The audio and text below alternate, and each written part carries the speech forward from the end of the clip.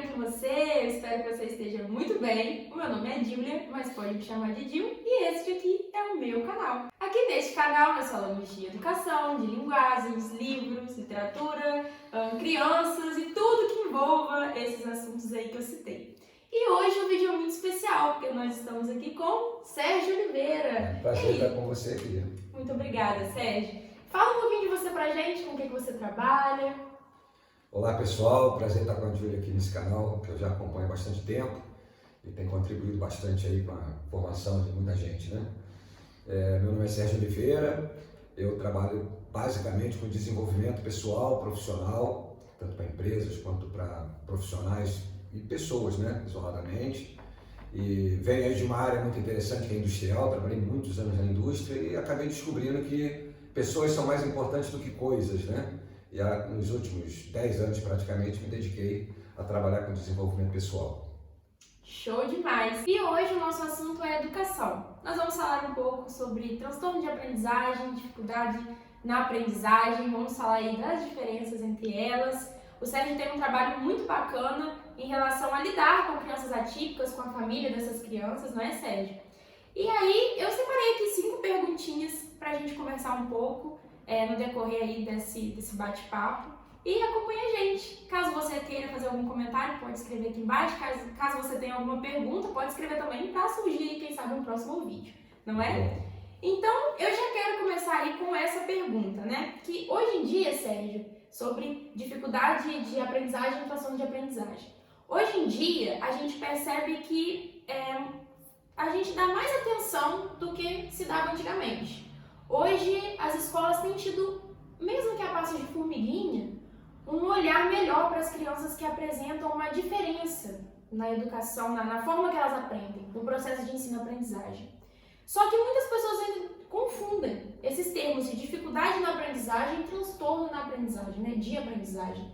Todas as crianças têm algum transtorno? Todo mundo tem alguma dificuldade? Qual que é a diferença entre transtorno de aprendizagem e dificuldade na aprendizagem? Essa é uma pergunta muito interessante e, como a Júlia disse, eu não foco meu trabalho diretamente com as crianças, mas sim com aqueles que lidam com as crianças, né? Porque aí tem cada um a sua especificidade.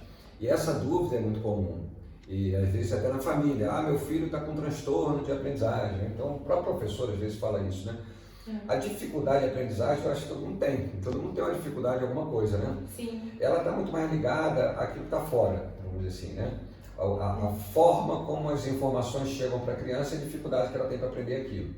Talvez a questão familiar, talvez a questão de logística da criança no dia a dia, talvez o tempo, talvez a distância da escola, talvez a falta de adaptação com a turma, a forma de ser criada não é exatamente uma coisa inerente da criança, é uma coisa que está externa a ela.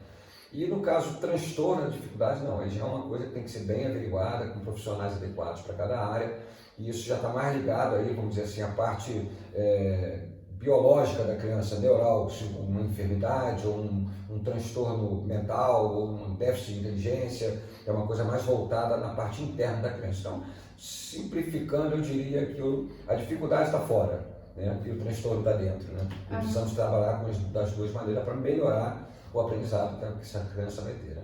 Muito bacana. Eu tinha dificuldade na educação física. Só Jesus, uma bola perto de mim não dava certo, não. Era complicado. Eu acho que, de fato, todo mundo vai ter alguma dificuldade, né? Alguma questão para resolver. E isso, muitas vezes, se confunde na rotina da pessoa. A pessoa acha, assim, que por ela ter uma dificuldade, por exemplo, na matemática, ela tem descalculia. Mas, às vezes, não é uma descalculia aquilo ali. Às vezes, é algo mesmo que ela não foi treinada, ou ela não teve um bom professor de matemática. Não foi incentivada, muitas vezes, assim, se você não aprender matemática, cria um trauma na criança e ela acaba resistindo ao aprendizado naquela área. Sim, ou às vezes a gente percebe, por exemplo, crianças que têm muito acesso a eletrônico e ficam, né, irritadas e cheias de energia para colocar para fora e não colocam porque é o tempo inteiro deitadas com o eletrônico na mão, e aí o pai fala assim, meu filho é hiperativo, ele tem hiperatividade. Mas não existe um laudo, não tem um diagnóstico, como assim, né? Não é todo mundo que vai ter um transtorno. Na verdade, hoje em dia a gente sabe que isso é a minoria das pessoas, né? Os estudos dizem que é a minoria das pessoas. O O que você Exatamente. acha disso, das pessoas dizerem que tem um transtorno sem ter um laudo, sem ter um diagnóstico, sem ir a um profissional? Como você acha que isso afeta o contexto da educação, da sala de Bom, aula? primeiro que eu acho que caiu na moda se autodiagnosticar. À medida que a informação está muito mais acessível, não é? Hoje o público tem acesso aí na rede da internet, você tem uma dúvida com relação a um tema que está muito em comum, TDAH e autismo, né? Quase todo mundo fala dos dois. Então você entra na internet e procura ter informação em tudo quanto é lugar. E as pessoas começam a se comparar com o que elas estão lendo, ou o que elas estão ouvindo. Sim. E diz assim, eu tenho vários casos de pais que chegam e dizem assim, eu queria uma orientação porque meu filho tem TDAH. E eu pergunto, bem, qual é a evidência que ele tem TDAH? Quem foi o profissional que laudou, né, que fez esse diagnóstico? Então, essa questão da informação está tão exuberante, ela ajuda muito, porque está trazendo uma conscientização muito boa para a população. Por outro lado, tem muita gente que está pegando, está julgando, né? Dá uma entrada e até banaliza, e banaliza o assunto. E, inclusive, acha, em alguns casos, que ela pode conduzir, se ela já está diagnosticando, ela pode conduzir. E isso eu acho que atrapalha demais o trabalho dos profissionais da educação, porque se a família não estiver muito bem entrosada com o profissional da educação, o processo de ensino-aprendizagem da criança vai ficar prejudicado. Porque às vezes o professor se dedica a dar um conteúdo dentro de toda uma estratégia pedagógica e tal, que foi preparado. Chega em casa, os pais acham que não é bem assim, e essa coisa é, como você disse, banalizada. Eu acho que a questão do autodiagnóstico prejudica demais essa vivência da criança na escola, e conselho é procure um profissional da área em que você acha que seu filho tem aquela dificuldade. Se você tiver dúvida de qual profissional procurar, bota aqui no chat da Júlia que ela vai te ajudar. E eu acho, inclusive, que a gente poderia estender ainda a um tópico que é a automedicação, que a gente tem visto também. Isso não pode, hein? Tem aparecido pra gente, por exemplo, aqui no espaço pedagógico, alguns pais que medicam os filhos por conta própria. Né? Pais que dão um remédio para o filho dormir. E tem as duas coisas, e os que resistem a dar uma medicação quando a criança precisa de uma medicação. Também é outra coisa. É a resistência, né, a aceitar o diagnóstico médico, faz um diagnóstico raso, não conhece a realidade daquela questão, e acaba, se o médico quer orientar de alguma forma medicamentosa, ela resiste e acaba não dando o segmento do tratamento que a criança precisa. De fato, é muito complicado. E aí, entrando assim, mais nessa questão dos transtornos, tem alguns que são mais frequentes, que a gente percebe mais, né, no dia a dia escolar. E alguns mais comuns aqui, selecionei 4, pra gente dizer brevemente as características. Eu gostaria que você dissesse pra gente a diferença entre eles, pro pessoal de casa aí ficar sabendo, ficar atento. Porque da mesma forma que o autodiagnóstico é prejudicial, a desinformação também é. São dois extremos. Você não pode se autodiagnosticar de um transtorno, né? Dizer que você tem algo sem saber, sem ter um laudo, sem ter um profissional que saiba, né, de dizer, te informar. Mas ao mesmo tempo você precisa dessa informação, porque caso você conheça alguém que tenha, é bom que você desconfie para você ter esse laudo e tratar essa pessoa ou se tratar. Isso é muito importante, não é vergonha nenhuma, né? Até porque a gente tem visto aí crianças e adultos que estão se desenvolvendo muito com os tratamentos que a gente tem disponíveis hoje em dia. Então, Sérgio, fala pra gente um pouquinho da diferença desses 4 transtornos que são mais frequentes hoje em dia, que é a dislexia, a disgrafia, a disortografia e a discalculia. É a família das dis, né? Muitos dis. Muita gente fala essa questão da dislalia, né? Que é o famoso síndrome do Cebolinha, né? Faltou a dislalia também. No caso, a dislalia é quando a criança troca a letra, né? Muito comum, o R pelo L, né? Porquê. Então, muitas vezes o pai percebe isso e acha que é bonitinho. Tem gente que acha bonitinho. Na verdade, ele pode ser um sinal, né, de um sintoma que, se tratado, vai trazer benefício para a criança, né? A dislexia tem um filme muito legal, se vocês quiserem saber um pouco melhor, o filme é Como Estrelas na Terra, né?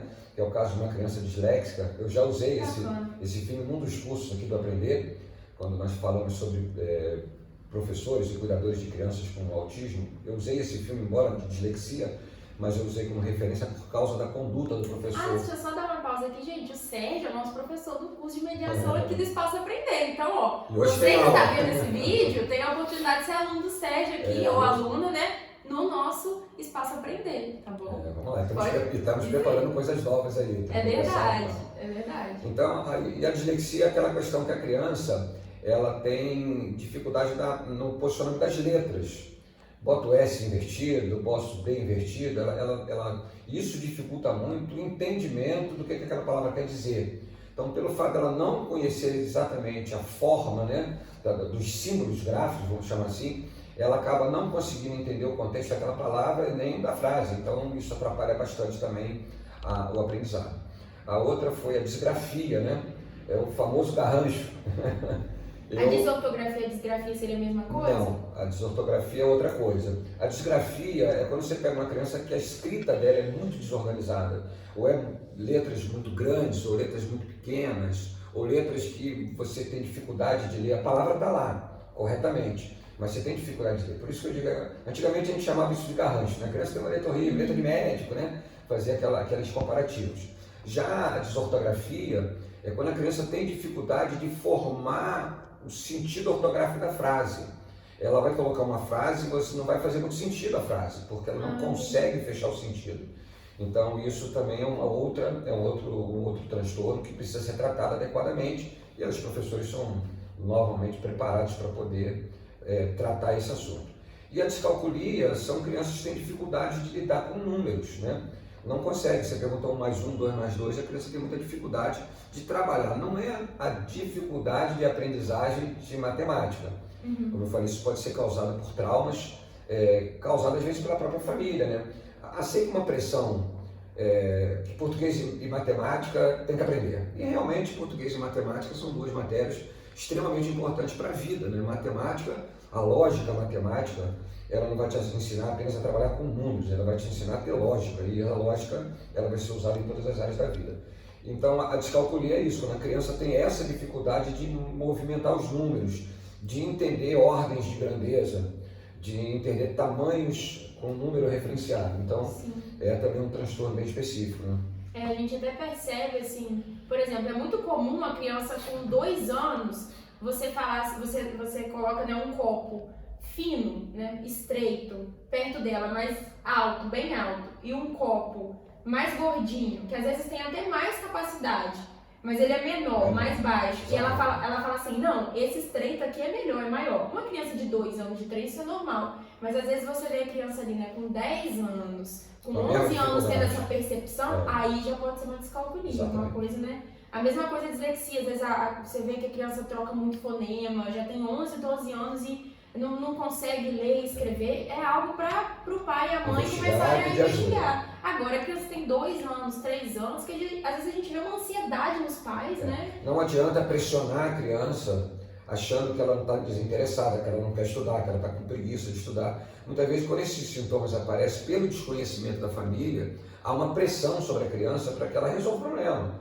Ela não sabe resolver. Então, quando perceber esse sintoma, o ideal é pedir ajuda, né? Sim, e às vezes não é bom, às vezes não, eu acredito que nunca seja bom você falar assim, você não tá de preguiça, você não quer fazer isso e tudo mais, porque às vezes é algo que a criança não está tendo controle mesmo, né? Então é muito preocupante. E pensando sobre esses transtornos, quais estratégias você pensa que sejam boas assim, para o professor tomar, né? Como caminho dentro da sala de aula? Qual postura você acha que o professor deve ter perante esses transtornos? Isso é uma área que eu vou ser rápido para não entrar, porque é exatamente aonde eu procuro trabalhar, que é o comportamento das pessoas, seja como indivíduo, como profissional, como equipe. Eu acho que o comportamento ele é resultado de um processo que acontece na gente. Então, para um professor ser eficaz no seu processo de ensino-aprendizagem com aquela criança, a primeira coisa que ele precisa ter é conhecimento. Lógico, o conhecimento pedagógico, o conhecimento do conteúdo que ele vai dar é essencial, senão ele não pode ser professor naquela área. Mas, em se tratando de crianças com necessidades específicas, o professor precisa aprender, primeiro, o que são necessidades específicas, o que é uma deficiência, o que é um transtorno, o que é uma síndrome, como elas se comportam, quais são os resultados que ela apresenta. Precisa estudar, não tem jeito, isso não se resolve em 10 minutos, precisa pesquisar, precisa descobrir. A prática tem que ter uma maneira de você lidar com aquelas crianças, não tem uma fórmula. Você pode pegar, por exemplo, uma criança autista e um método que funciona, pedagógico que funciona com uma criança autista, não funciona com a outra. Até porque todos esses deficiências, transtornos ou síndromes tem uma graduação. Eu vou botar num termo bem genérico, leve, média e aguda, ou severa. Essa mediação, no caso do transtorno de autismo, já é 1, 2, 3, né? Muita gente pensa em severo, não é mais. Então, uma criança tem um autismo de grau 1, talvez uma metodologia para ela funcione muito bem, mas uma de grau 2, a mesma metodologia talvez já não funcione. Então, além do conhecimento, do conteúdo e das estratégias pedagógicas, além do conhecimento do que são as síndromes de transtornos, é preciso ter a prática de relacionar com cada criança e entender e ter esse discernimento que uma metodologia serve para um, serve para outro. E se hoje a gente tem assim uma infinidade de métodos, de dispositivos, de jogos, a própria eletrônica sendo usada adequadamente como ferramenta adequada, né? São assim os recursos, né, eletrônicos para você poder ajudar. Eu acho que o professor consegue um resultado melhor, mas é um processo que precisa ser seguido. Sim, é um processo de conhecimento daquele aluno também, né? A paciência, o fato de não definir o aluno por aquilo ali. E aí entra também a importância da mediação, porque o professor muitas vezes não vai conseguir dar a importância devida para cada aluno, mas aquele aluno que tem um transtorno, que tem uma questão ali diferente dos outros, ele tem a oportunidade de ter um mediador com ele. Né? Eu diria que antes dessa sequência que eu falei, é um senso de missão, sabe, Júlia? É verdade. Porque se você não tiver amor pelo que você faz, eu brinquei no último curso que a gente fez aqui, eu falei com os professores, com os mediadores de informação, falei assim, você não vai trabalhar para ganhar um salário no final do mês, você vai cumprir uma missão e vai ser remunerado com um salário no final do mês. Isso é uma questão de ótica, é uma questão de pensamento de cada um. Eu vejo que trabalhar com educação já é uma missão. A maioria dos profissionais da área de educação que eu conheço são apaixonados pelo que fazem. Você percebe, até porque se você parar para pensar na nossa estrutura de cargos e salários do país, pela importância do professor e do salário que recebe, isso aí é unânime há décadas. Né? É um salário bem fazendo. Por que temos tantos professores e tantos alunos bem-sucedidos? É porque tem professores que fazem com paixão. Então isso é o que eu penso. Agora, essa paixão e esse amor tem que ter outra coisa, que é chamada humildade. Porque você tocou em 2 pontos, o professor e o mediador. O mediador tende a ter mais contato com as crianças com necessidade específica do que o professor. Então ele vai tender a desenvolver uma habilidade, ainda que os dois estudem e captem o mesmo conhecimento. O mediador vai tender a desenvolver uma habilidade maior por causa da frequência que fica praticamente direto com as crianças. O professor precisa ter humildade para receber ajuda do mediador e o mediador tem que ter humildade para reconhecer o papel do professor e ajudar ele. Se essa equipe se integrar e junto, que para mim é fundamental, senão não funciona. A família não entender esse processo, isso não funciona bem, mas se mediador, professor e família estiverem juntos, eu acho que esse resultado é muito mais potencializado, entendeu? Muito bom, e é ótimo você tocar nesse ponto da família, porque é exatamente isso que eu queria te perguntar agora. A gente tem visto muitas famílias que, ao perceber a dificuldade das crianças e ao perceber um transtorno, né, a gente viu aqui a diferença de dificuldade de transtorno, às vezes a família percebe uma coisa ou outra e fala assim, bom, mas eu já coloquei meu filho na escola, né, se for uma escola pública, ou eu já pago a escola para o meu filho, se for uma escola particular, e pensa assim, que é só colocar lá e a escola tem que resolver, a escola tem que fazer.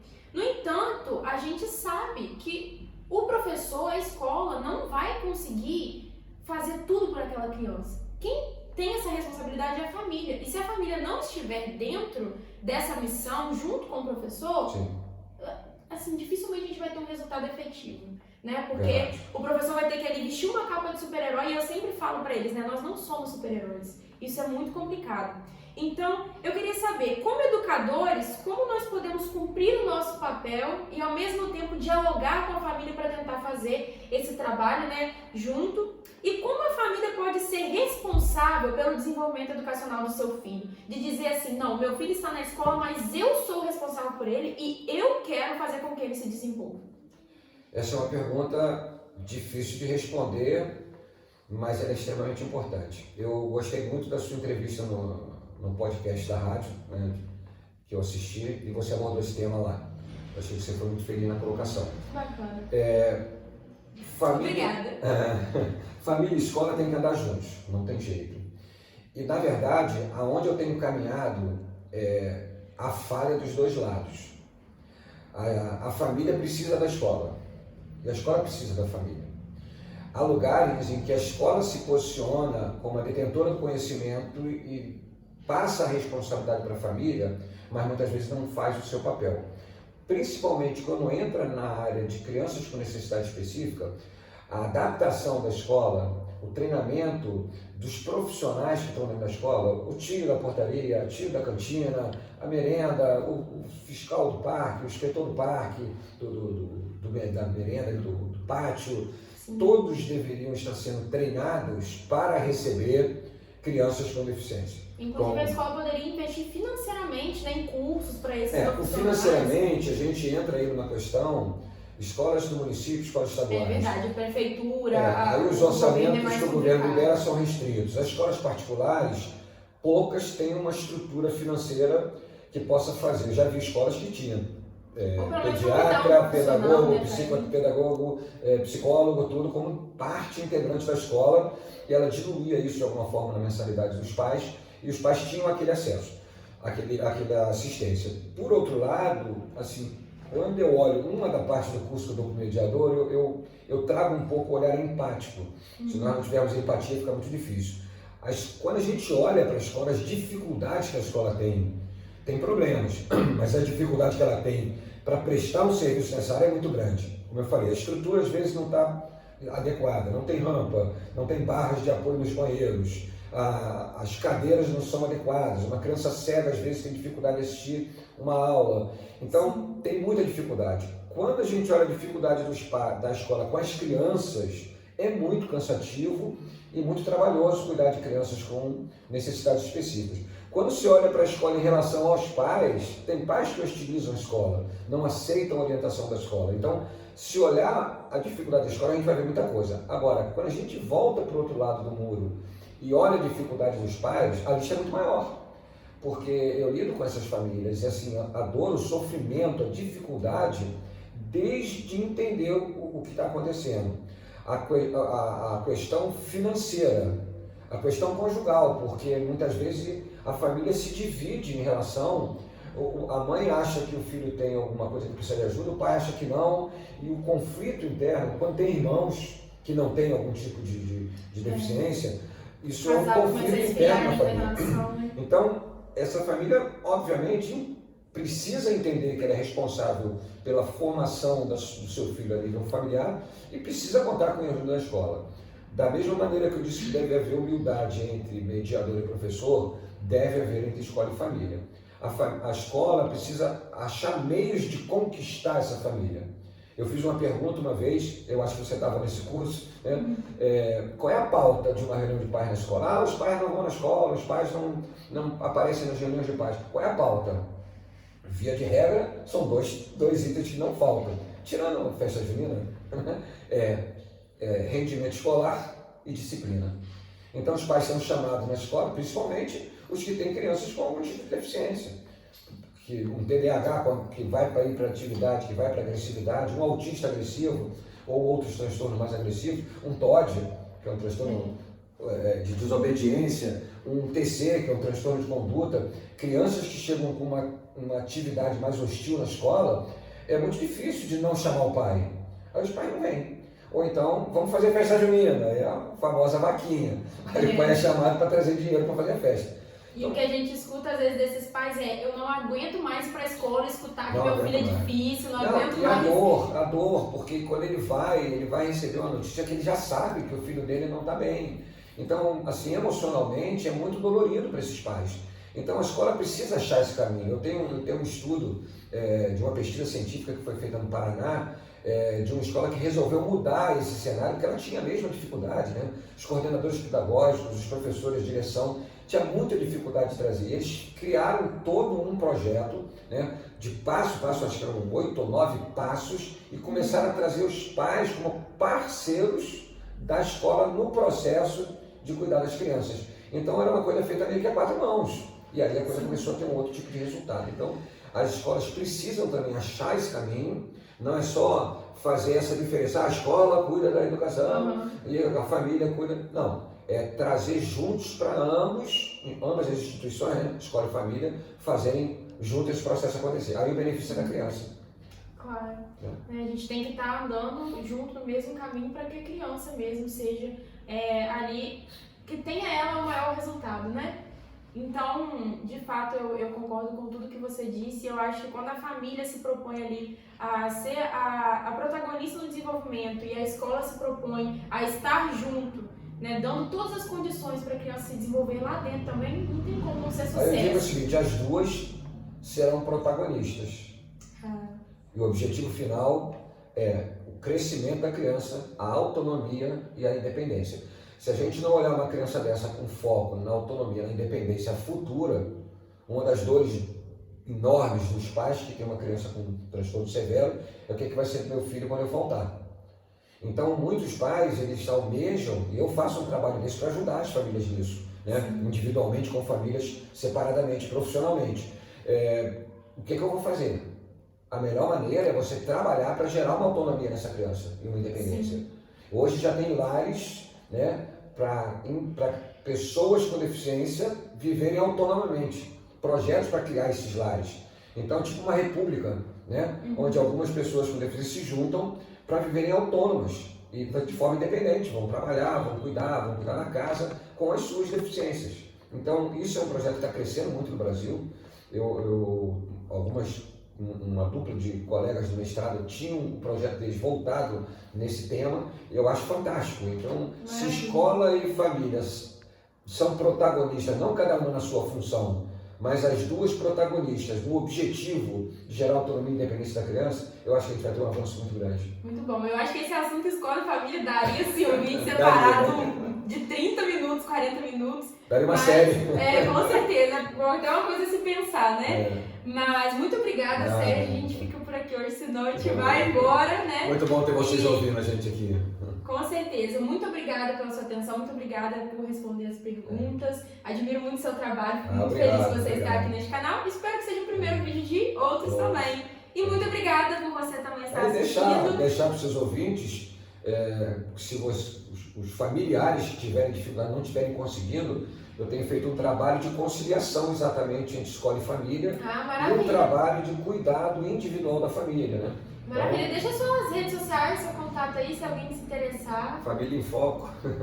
Show demais, Instagram. Vou deixar na descrição do vídeo também, o arroba direitinho. Ela tem os underlines lá, tem muita família em foco, cada uma com o seu foco.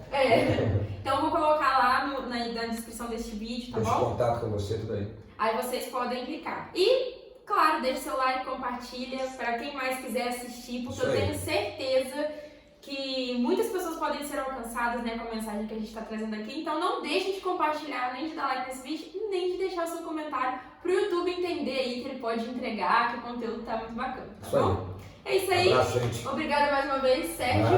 E muito obrigada a você que está assistindo. Um beijo. Grande abraço. E tchauzinho.